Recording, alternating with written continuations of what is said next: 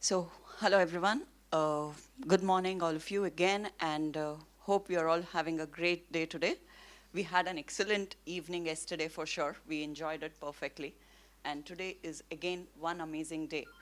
So, we will be starting with it, but before we start with it, I would like to just brief about the topic. So, the topic that I've picked up is the psychology of a QA and how would it impact in software testing, and we will look into cognitive biases and what are its types, few types of it, and how is it going to impact and how are we going to mitigate those if we come across it. So let's get started with the session. So thank you for introducing all of you here. Thank you for introducing all of you to me and the rest of the team, because quite a few new faces and a few familiar faces here. Before we start with the session, I have one question to all of you. How many of you used an alarm to wake up today morning? You can just raise some hands over there. Nice. Okay. How many of you use it every day? Quite a few, right? Okay. Have you ever wondered why we trust our alarms? We set our alarms, go to bed, and then we wake up we sleep in such a peace that we wake up every morning because the small piece of device works flawlessly. What gives us such a confidence in this small piece of technology? This brings us to an interesting topic about what is the mindset of a human mind. It is basically wherein we start looking into that small device and trust it that it will make sure it works. Now imagine if we had to set multiple backups and also double check the alarm every single night and maybe even wake up every hour just to make sure that this alarm works. Sounds exhausting, right? So basically, whether it is our simple gadgets that we use on our day-to-day life, or if it is some complex software systems, the trust plays a very crucial and a critical role in one's life. We trust even the smallest of smallest things. At the same time, we even don't trust the biggest of things that comes in front of us. So today we will be exploring how psychology, in particularly the aspect of trust, perception, and cognitive biases influence the way we approach our testing. Just a sec. So trusting our alarms and understanding the human elements behind the testing can lead to more efficient, effective, and also the more enjoyable testing process. So long ago, I had seen this image in one of the blogs. So there was a question that was posed to the developers, wherein they were asked what is developers and the QAs as to what is software testing. So the developers said it is a process to prove that the software works, while a QA said it is a process to prove that the software doesn't work. What do you think? Do you agree with this? Let's discuss and explore as we go ahead. Imagine we are baking a cake. We have used all the ingredients, high quality ingredients, and we have followed the recipe religiously. We've made a nice mix and put it in the oven. How do we ensure that the cake turns just right? We try it and taste it. This is where a taste tester comes into play. So basically, they ensure that the final product is delicious and finger-licking. Similarly, in the world of software, the QA professionals play a similar role. So if we think of summarizing our roles and responsibility in a line, probably we can say that our primary responsibility is to ensure that the software works and meets the specified requirements, and it is free from defects. But our work goes beyond, our work goes beyond finding errors. To achieve this, we must follow different processes, go through different stages, different phases, perform testing at different levels, at different stages and use diverse tools and techniques. So what do you think are the key skills that a QA should possess? To start with, they should know what is a software. They should understand the software development life cycle. They should know what software testing is. They should understand the different types of testing, the techniques of testing, the stages of testing, the varieties of testing, the tools and techniques, and the technical skills like Java, Python, .NET, Selenium, backend systems like databases. The list goes on and on. But have you ever wondered what is the mindset or a psychology that a QA should possess? So before we dwell into that, I have one small experience that I'd like to share, which had a very impactful experience in my career. I started as an intern in the year 2004 with Novell Software, and I completed my internship, and I was offered to continue there as a permanent employee. So I was given two options then, either to continue with my development line or move on to testing. And back then at Novell, we did not have this designations as a QA or a developer. Everybody were termed as software engineers. So when I was posed with this question, there was one single line that kept ringing in my head. It was like a loop that was kept on repeated. I break it to make it. It was this mindset of mine which led me and guided me to where I am today and to what I am today. So let's get started in this journey where the psychology meets software testing and see how our minds are just as much part of the process as the code that we test and write. So for any QA professional, we can say that there are a few key psychological aspects that one should possess.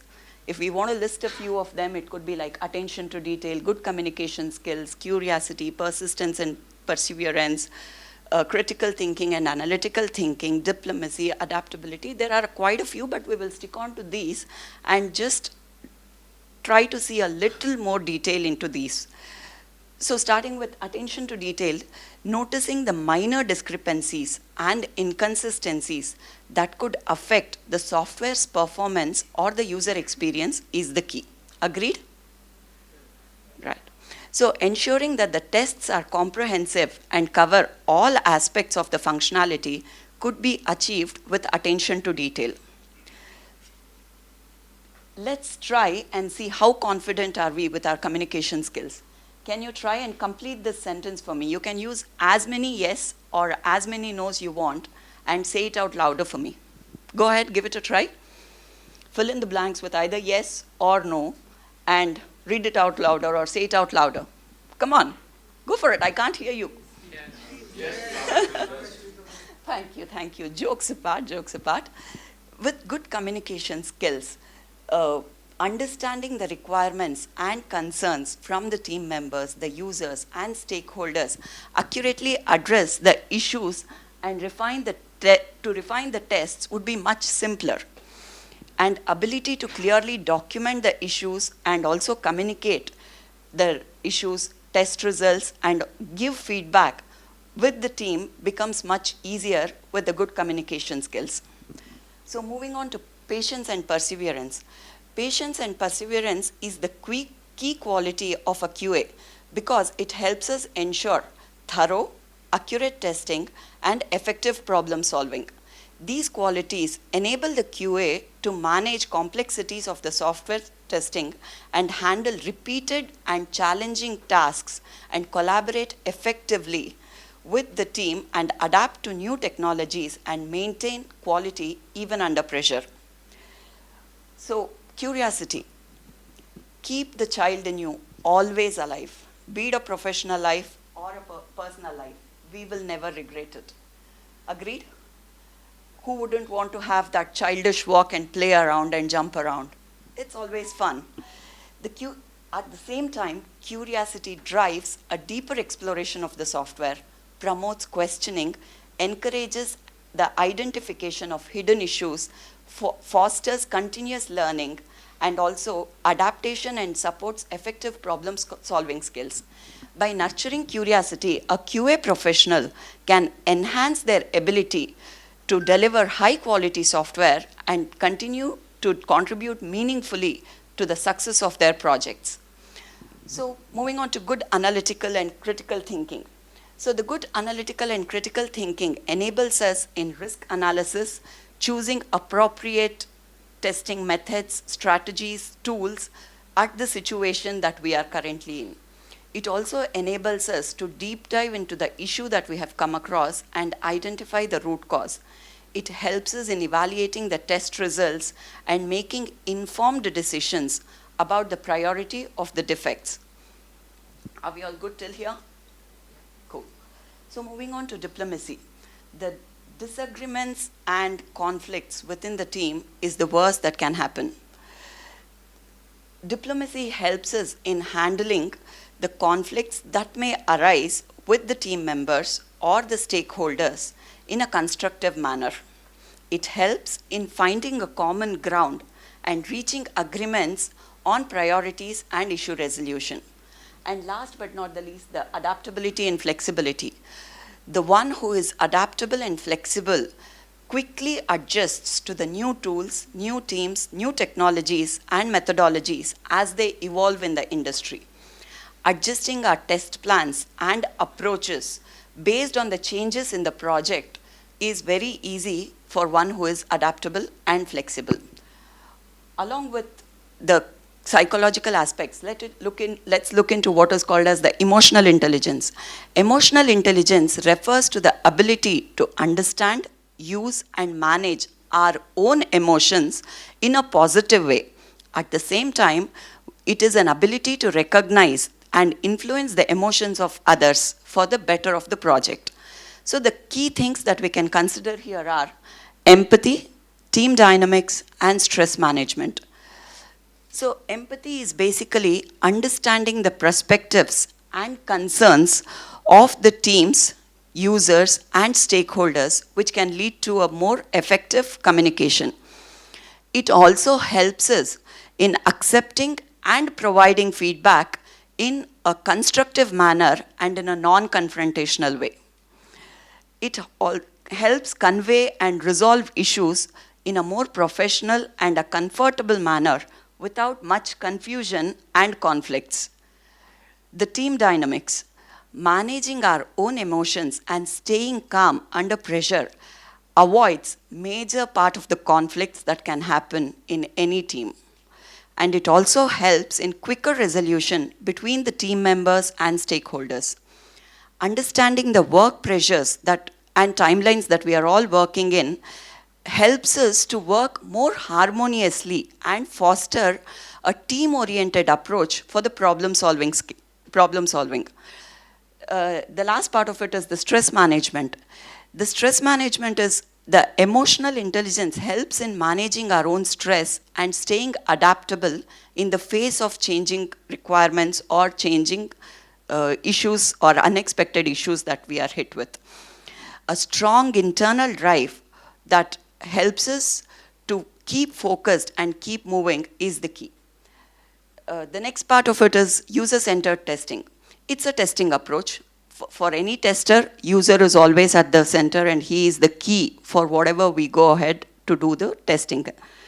So we understand and use our user perspectives and preferences to identify the issues in the product or the application that is being developed.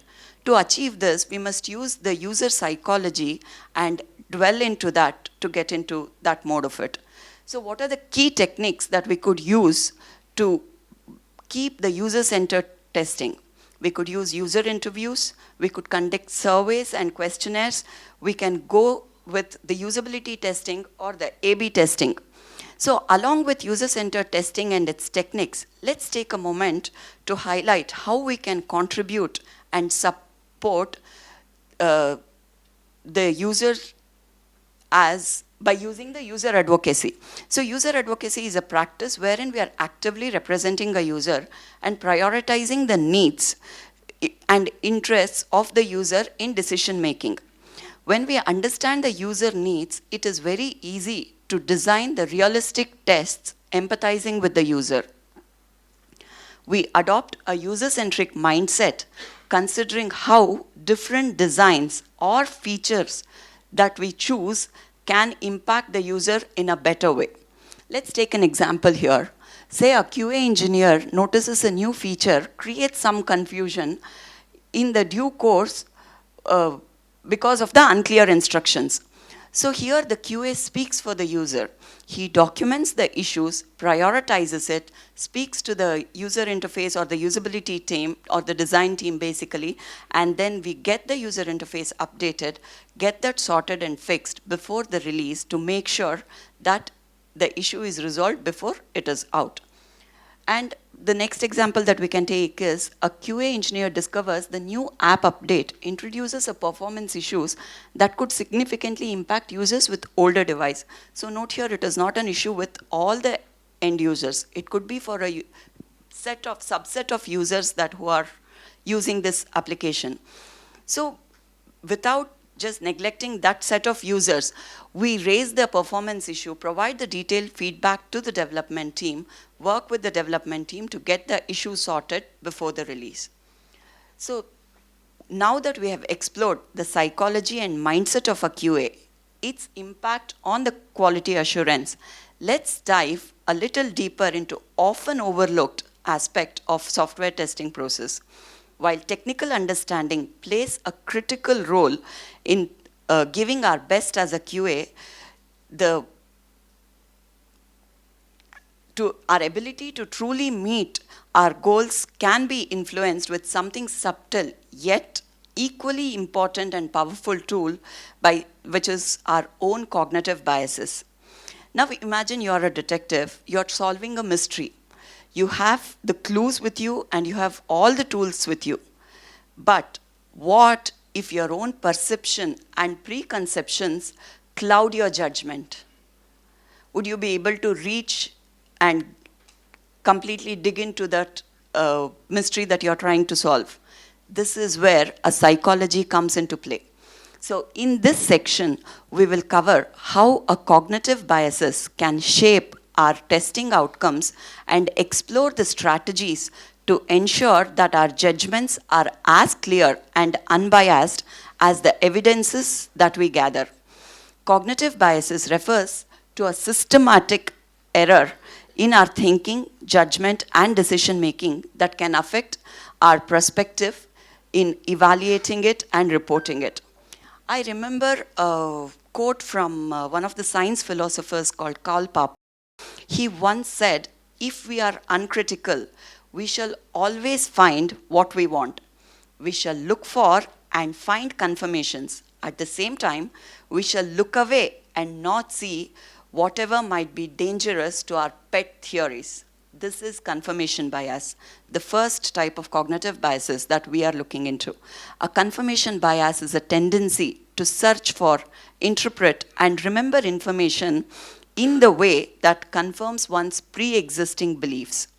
So one may prioritize the scenarios that align with our initial assumptions about the potential issues and neglecting the other areas of the testing application. The issues can contradict one's expectation, may be overlooked or downplayed, which in turn could lead to test results reflecting on expected findings, potentially neglecting the other parts of it. This bias is particularly challenging to address because of our natural inclination towards seeking affirmation and confirmation. As a team, we all would want the software to perform well, so which we often lead us to focus, to find evidences to prove that the software works. But it makes it difficult to objectively find issues in it. So how can we go about mitigating it? We continue reviewing of all the assumptions throughout the testing life cycle. We include wide range of test scenarios that challenge existing assumptions and have different team members review the test cases. As the result, we can get the diverse perspective of it. So moving on, let's look into what is called as an anchoring bias. Sorry. Okay. Questions reserved for later? Yes, we can. Can we take that? About this confirmation Sure. bias. Just Can a you sec. go back to the previous slide, please?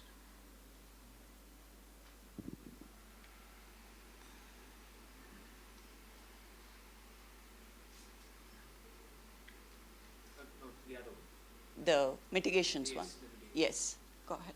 So, Let me just pause this. Sorry. yeah. I've timed it so. Yeah. About the very first point, Mhm. giving all the assumptions. Why do we say it is assumptions? Like because any time, yeah, anytime a quality assurance person is coming in and testing the software, mostly 95% it's going to be black box testing, right? So they're not going to be aware of the code and all this stuff.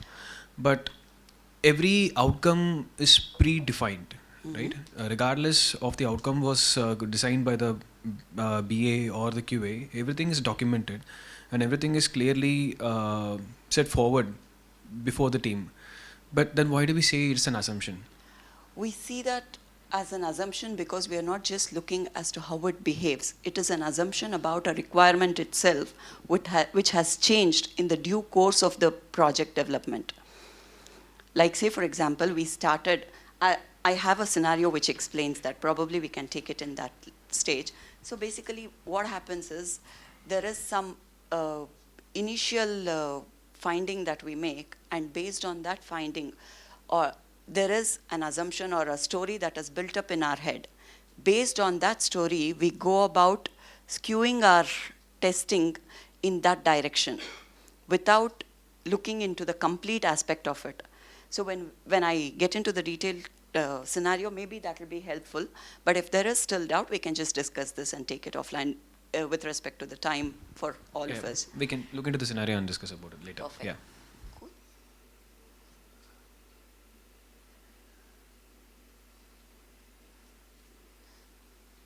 Okay.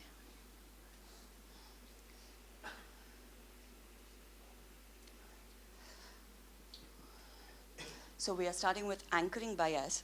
Anchoring bias occurs when individuals rely too heavily on the first piece of information that is called as anchor to make a decision. So imagine a case of a mysterious price tag. Say, just a sec, my slide jumped off.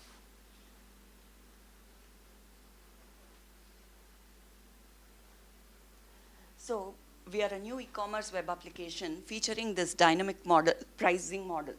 So what happens is when we have started our testing, we noticed that for one of the product items, the initial price had displayed as $100. But in the later course, we noticed that it is shown as $80 price. So as an impact, what can happen is when we start testing, it is very hard for us to ignore that $100 price, put it behind our minds, and just start focusing only on this $80 price and completely test the application as a whole to start with. But what we end up doing is basically this original $100 price influences us so much that we start focusing and verifying if the price update is reflected correctly. This is not the price update we are verifying, but it is the price drop that we are verifying. Even though the application is trying to identify the price update because it is a dynamic pricing model, we are ignoring the other parts of it wherein, say, assume the issue of this price change or the mismatch of this price could be because of some other broader issues, maybe in the payment processing system. It is not computing it correctly. There could be a issue somewhere else. But because we are focused that this price drop is not updated on the tag correctly, we are just kept our focus there and we have not looked into the other aspects of it. So as an impact, what happens is it makes it difficult for us to objectively assess this issue could be introduced from a broader system. So we discover that while the price update, we went pretty much ahead, just a sec. So we discover that while the price update works, the anchoring bias led to overlook the critical flaws in the payment processing system. So as an impact, The initial findings, so what could be the set of impacts for anchoring biases? The initial findings that we see or the known issues will unduly influence the focus of the subsequent tests that we do. Agreed? Early issues discovered can skew our prioritization and testing efforts, neglecting the other parts of the system. So how can we go about mitigating it? We should make sure that we establish the test plans and objectives in a clear and a crisp manner. We should regularly reassess the test focus based on the complete view of the application rather than just the initial findings. We should use independent verification methods such as peer reviews, audits, beta testing to validate and reduce the influence of this initial results. And also make sure we start our testing from different parts of the application every single time we are restarting our testing or doing a new cycle of testing. So that way we can avoid this anchoring bias. So moving on to availability heuristic. So it is basically a mental shortcut that relies on an immediate example that comes to one's mind. It could be on a specific topic, concept, method, or a decision. Say, for example, plane crashes can make some people scared of flying. But, however, the likelihood of dying on a road accident is far more greater than dying as a person or as a traveler or a passenger in a plane. But why is that impact? The reason here is the plane crash seems scarier because it is covered with much more gravity in the media. So that is shown with so much effect that it sits in our head. So essentially it's a tendency wherein we overestimate the likelihood of the events based on how easily it comes to our head or mind and how impactful it is. If it is recent, if it is vivid, or if it is emotionally charged, then we assume that this is probably going to happen. Let's see this with an example. So a QA engineer in a video game company had recently seen a video wherein he saw a gamer got stuck in a giant cheese wall which will not roll out and let him release. It was an obscure bug which could not happen all the time. But that video was so impactful and entertaining for them that it so happened that that was stuck in their head.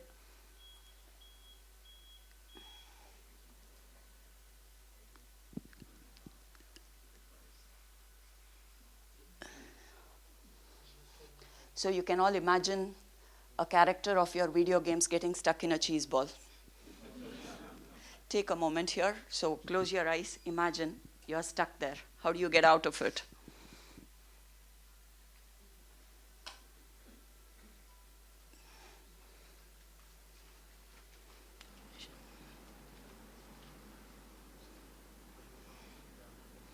We'll just give them a moment. On hai.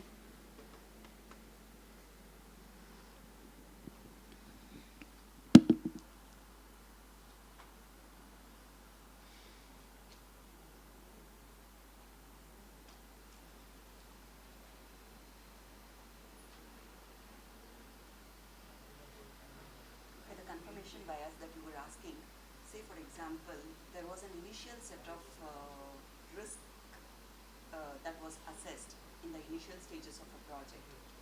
So as a QA, we have kept our focus onto that risk area. But as the project progresses, things have changed and multiple other inputs have come. But our risk factors is not reassessed and reprioritized. So our focus is still on something which is now on a lower risk, while we had many other higher risks.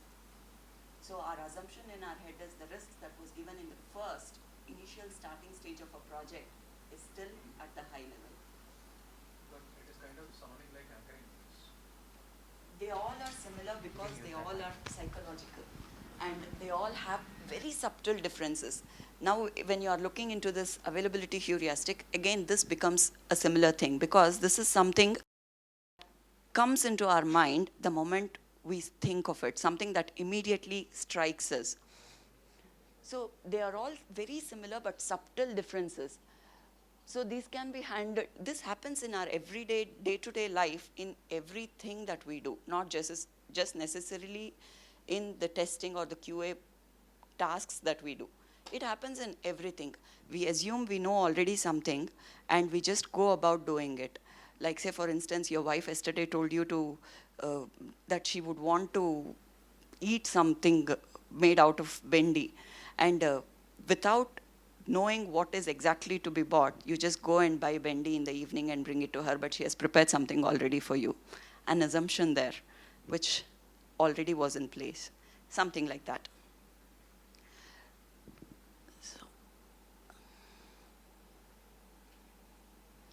So going back to this video game. So this video was so memorable and funny.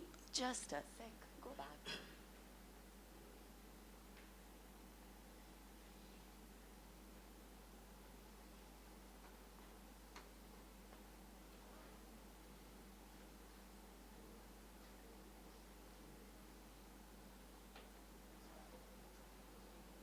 So this video was so memorable and funny that they can't stop thinking about it. So what they do, they end up looking for such obscure bugs in their own application, neglecting the other areas and more practical issues that can happen, like, say, for example, the level design issues, the performance issues, the usability issues, which are more probable and more possibility of it to happen.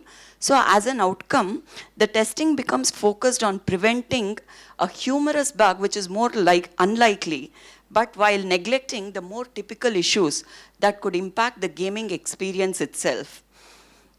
So this will not only waste the valuable testing time for the test team, but also means that some unforeseen bugs are still in the application. So how could we go about mitigating it? So we can go about mitigating it by ensuring we have a thorough test plan with wide range of test cases, including the ones which are less obvious but important ones. And we use a comprehensive data and metrics to guide our testing and also prioritize our decisions. And we gather inputs from multiple sources and multiple people to make sure that we are not relying just on one information which might not be the complete truth of that situation. So moving on to what is called as an overconfidence bias. Well, the overconfidence bias occurs when individuals overestimate their own abilities and knowledge or accuracy of their predictions. It can lead to the proper checks or precautions because people believe that they are more capable of handling a situation than they actually are. Let's take a case study here. Say a QA engineer is assigned to test a new photo upload application. So with their past experience of testing many photo upload applications, they are very confident about it, and they know that, okay, I exactly know where this application breaks. I know how to make this break, how to make this fail. So with this overconfidence, what happens? We cut short our testing process. We keep our focus in such a way that I will try only those specific scenarios where exactly the issue might happen. So this is a possibility that we do tend to get into that mode when we are overconfident about something. It is okay to be confident, but being overconfident at times can lead to such shortcuts of the testing that can happen. So they decide skipping detailed testing, and then they go about doing the complete testing cycle and close on it. So soon as the app launches, they notice that the user starts complaining about the issues with a distorted image when using unique filters, or there is an issue with the resolution and colors of the image itself. So this bias caused some critical scenarios and ended up affecting the app's performance and user experience. Let's take one more example. How often do we seek help when we are trying to solve some problem? It is our overconfidence that most of the time that we don't want to go ahead and ask for help. We try to solve it ourselves. So what is the impact of it? What is the outcome of it? What happens is, at times, the project is delayed, and there is a possibility that we end up providing a less effective solution. So ultimately impacting the overall quality of the success of a project. So how could we go about mitigating it? We should maintain a detailed documentation of test plans, cases, and results to ensure thoroughness. We should conduct regular reviews for the coverage and identify any potential gaps. Use automation tools to complement the manual testing and ensure a comprehensive coverage. Let's move on to what is called as a framing effect. So this is where a people's decision and judgment are influenced by how the information is presented. This half full, half empty glass is a famous analogy that we have all seen. I always end up scolding my daughter when I ask for a glass of water and she gets half glass. And I'll be like, why is this half glass? When she gets a full glass, I said, why don't you get a half glass so that you don't spill it while on the way back? So it's basically the way that we put it across. So how it affects our decision making can be taken into look with this particular example that we'll look into it. One busy morning, I was actually preparing a lunchbox for my daughter. I was in a rush, so I did not have time. So I decided to go about making a simple sandwich. So I went ahead and made a simple peanut butter and banana sandwich. I knew that my daughter is very picky and choosy, and she can get on my nerves if I want to make sure that she finishes it. So I was very skeptical about framing it. Say, assume I say that I've packed a peanut butter and a banana sandwich for you today. I know that it is packed with protein and it'll give you lots of energy for the day. You will love it and your friends will love it.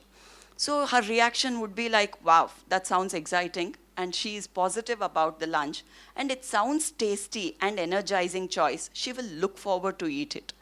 On the other hand, if I say that this peanut butter sandwich is what I've made for you, I know it's not the best choice that you have got for today, but but please go ahead with this and have it for today. Let's take something else for tomorrow. But then she would be less enthusiastic about it. The same sandwich would now sound less appealing and would feel disappointed and not so interesting compared to what she might have got if she would have received something that she likes it. Let's take one more example. As a QA, I have finished my complete testing cycle and I have to present the report for that to the stakeholders. Say I say that our new feature is packed with an impressive update and benefits for the 95% of the users. The minor issue affecting the 5% will be addressed in a follow-up patch. So what happens here is the stakeholders focus on the benefits and the high success rate, and leading to a positive reception of this, the approval for the release is high.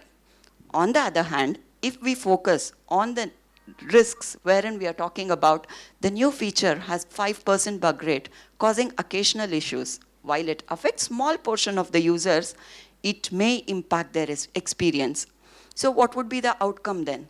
Then the stakeholders are concerned about the bug and may result into delays or further scrutiny or increased scrutiny for the project. There is no right or wrong in this. It is situational, and at the same time, we should understand that slight change in the way we present our information can make a huge impact. So when we are saying, even though if there is a critical bug and I put it forward in such a way that, yeah, we have just one bug, should be okay. But it is one critical bug which could impact majority of the users. So that presentation or the way we choose our words and the impact can change the whole thing. So to summarize, the positive framing emphasizes on the benefits and solutions, often leading to more optimistic interpretation, while the negative framing focuses on the risks and how to handle such situations. So understanding the framing effects helps us to see a subtle shift in messaging that can change our perspectives and reactions. Let's move on to something called as the bandwagon effect, which is one of the last cognitive biases that we will be discussing. It's not the only cognitive biases, but that in the list that I had chosen, this one is the last that we'll be looking into. So cognitive biases is when the individual is likely to adopt to a belief. They look for social proofing and perceived validity. So basically what happens is people look for others to guide their own behavior, especially in uncertain situations. If many people are adopting a particular trend, then the option creates a social pressure to conform. At the same time, that when many are using that or applying that same thing, it becomes that it's a norm and it is the right thing to do. Now that we have come almost to the end of this session, let's play around with the few set of scenarios here just to see how well are we in line with the understanding of different cognitive biases, and then we will end up with a small Q&A session. All right? So let's go through this. So a new feature has been developed and a QA engineer is assigned to validate its functionality. The engineer who is familiar with the development team's work and has successfully worked with the team on multiple projects assume that this new feature will also be free of major issues. They conduct only a superficial check, relying heavily on their belief that the feature is well implemented based on their past experiences with the team. This results in the missed bug and that feature's performance under certain conditions. So what type of cognitive biases is at play here? That's right. It is an overconfidence bias.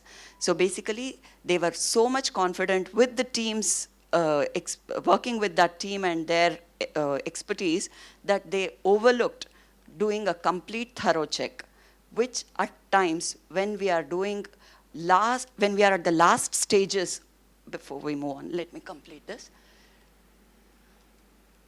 So when we are at the last stages of the release and we just have some couple of days there and the developer comes and says, hey, there is just a small minor change that I have made. You know what? It wouldn't impact anything else, but you just run through a quick sanity and that should do for you. You know the developer very well because you've worked with them for the past quite some long years on multiple projects. So that impacts in accepting that change without doing a complete thorough testing. It wouldn't impact on applications which are not life-threatening or which could be having a huge impact, which is just a gaming thing. But if it is some banking application or some healthcare application, then it could have a huge impact. So we should always make sure that we do not get into that overconfidence mode. So moving on to the next. So during a team meeting, tester insists on the accuracy of the initial finding without considering the new feedbacks. So they are keeping their focus on the initial feedback or the priorities that were given, and they want to make sure that that test works fine. So what is the confirmation bias? It is because the feedbacks have changed, but they are still stuck to something in the past. So it's a confirmation bias. Moving on, a security QA specialist is tasked with assessing a new security web application. So given their extensive experience in security testing and their successful track record, they confidently believe that their standard testing process and procedures will be sufficient. They choose to skip few advanced security tests that can be deemed unnecessary based on their confidence in the overall system robustness. Later, it is discovered that a serious vulnerability was present which could have been detected with a more thorough assessment. What is this here?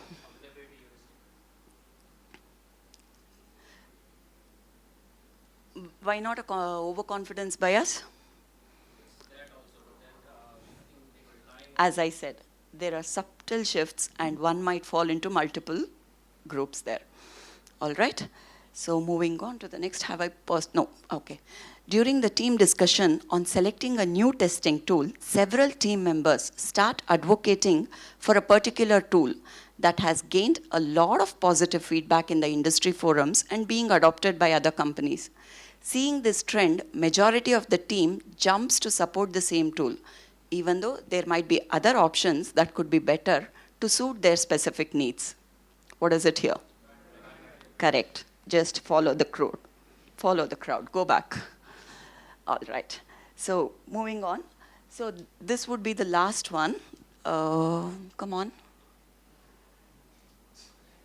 Are? Okay, there you go. So this is a husband and wife deciding where to eat for a date night. So the husband says, hey, you know what? How about this new Italian place? It's got 5-star rating and everyone says that their pasta is for to die. Wife says, wow, sounds great and I love pasta. But then in a moment, the husband shifts. Or we could go to this taco place down the street. They have 2-star reviews, but you know what? At least we don't have to wait for the table. So wife says, why would I go and eat in a place which has got a 2-star rating? Come on. So the husband says, well, think of it in this way. It will be an adventure. So we will all be brave food explorers. On the other hand, the wife says, or brave food poisoners. So, just to conclude, we will just look into all the different types of bias that we looked into and just give a quick recap. So, first of all, to recognize the bias is important. Being aware that these cognitive bias is a crucial thing for a QA professional to mitigate their effects and improve in decision making. First of all, we have to identify that this exists. We should be aware of that so that we can identify and overcome such issues. And we should encourage critical thinking in the same thing. So the different cognitive biases that we spoke about are the confirmation bias, wherein it is a tendency to search for or interpret and remember the information that confirms the pre-existing beliefs or an assumption. Next, we looked into anchoring bias. Anchoring bias is to rely too heavily on one specific piece of information or an anchor. Availability heuristic is something that strikes to us the moment we just think about starting something. Like if I want to think about flying back to Bangalore, then a plane crash shouldn't strike me. I should be calm and peaceful at that stage. An overconfidence bias, to overestimate one's own ability to make sure that I can achieve. I can achieve is good, but not being overconfident to let the whole team down because of our overconfidence. Framing effect is to understand how we present can impact the same information when put across in different ways, then it can evoke varying reactions and decisions based on the context and the wordings that are being used. The last, the bandwagon effect. The bandwagon effect always leads to not getting a unique thought process from the team, but everybody just give one opinion because one is following the other. Like say, for example, if we are all here and before coming here, I wanted to decide upon what should I be wearing for this presentation. But then I said, okay, fine, I'm just going with the team. I'm just continuing to go with EE t-shirt. So the bandwagon effect. So what are the strategies that we should be implementing, or what are the call to actions? We should make sure we encourage participants to implement strategies for identifying and mitigating their own cognitive biases in their practices. And we should promote sharing of that information within the team to make sure that we spread the word to make others aware about the whole cognitive biases. I hope there are no more questions. Framing effect in play. Any questions? Yeah, actually I have one question. Sure. This diplomacy aspect of psychology. Mm-hmm. So we talked about that it is helpful in handling conflict and finding a maybe common ground. Correct. So at what extent diplomacy, we should involve diplomacy in QA? Because I think there are two aspects. Like first is we are finding a common ground, handling the conflict. But we are also, that come into picture when we are discussing about the strategy or plan for while testing a piece of software within the team members, right? So at some times we can confirm that this specific path or tool or tech stack might be useful for testing. Correct. So shall it come at the cost of quality, diplomatic aspect? Because As we said in the initial thing, the primary role and responsibility of a QA, we are doing this testing or the quality assurance to make sure it meets the requirement, and we are always speaking for a user. That is what we spoke about when user-centered testing or user advocacy. So the primary context is still there, but conflicting just because there is an ego clash or the way we put across, you are also stressed, I am also stressed because there are deadlines and timelines for both of us, so we end up arguing with each other. That is where a diplomacy comes into place. okay, not We, at the we cost are of not quality, at the we are not accepting issues at the cost of the quality of the software, right? Exactly. Cool. That's not what we are looking at. Yeah, sure. Any other questions? Time's up. Thank you so much. So thank you for all. Hope this was helpful.